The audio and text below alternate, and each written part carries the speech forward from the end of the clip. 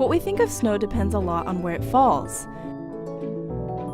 If you live in the eastern US, maybe it's fun. Or maybe it's just a pain. But if you live in parts of the world where they depend on the water that's in the snow for a large fraction of their total water that they use for drinking, for agriculture, for industry, or for hydropower, the snow is a very important natural resource. For example, in the western part of the United States, 80 to 90% of their renewable water comes from snow.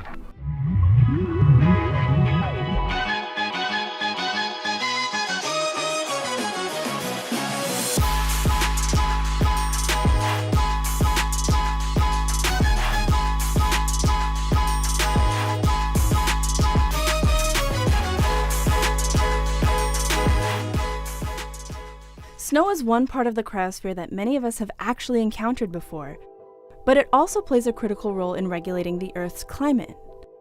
Through decades of remote sensing, NASA has kept a close eye on the ebb and flow of snow cover.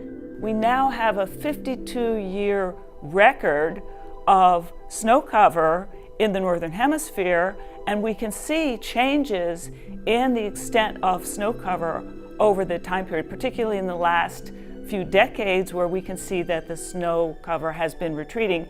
It's been melting a lot earlier in the springtime.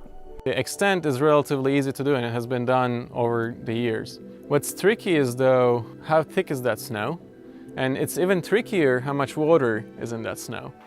That tricky part is known as the snow-water equivalent, or how much water would actually be in a layer of snow if it melted. NASA and its partners have taken to the air to help solve this elusive mystery.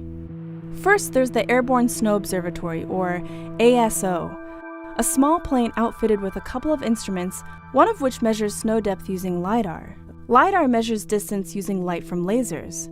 Since 2014, ASO has flown over basins in California and Colorado, taking before and after looks at snow depth. Scientists subtract the snow-free summer data from the snow-on winter data to get an idea of the snow depth. There's no single way to measure all types of snow across the globe, and so NASA's other airborne campaign, SnowX, is testing different combinations of sensors.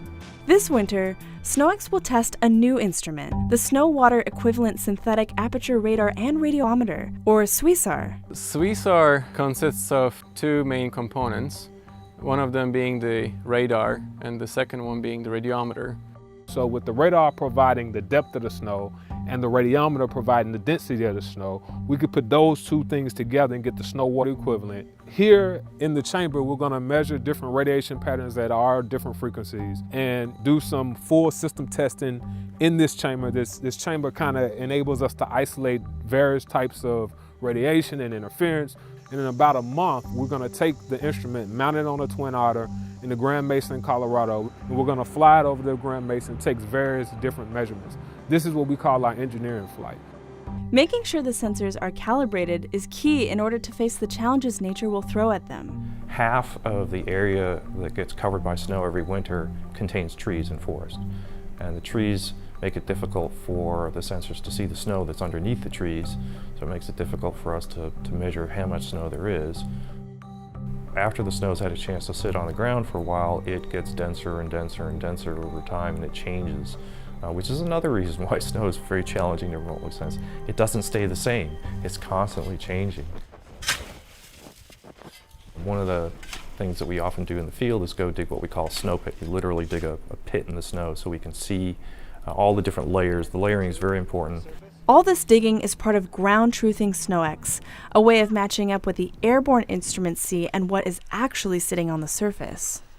The ultimate goal of SnowX is to figure out what the best combination of instruments would be for a future satellite mission in order to get a global picture of snow. We need to know how much snow is in a snowpack, because if we have too much snow and the snow melts too fast, then you can get flooding. And if you don't have enough snow, or if the snow melts too early, that can lead to a longer wildfire season, a more intense drought, and we need to know these things for water resource planning.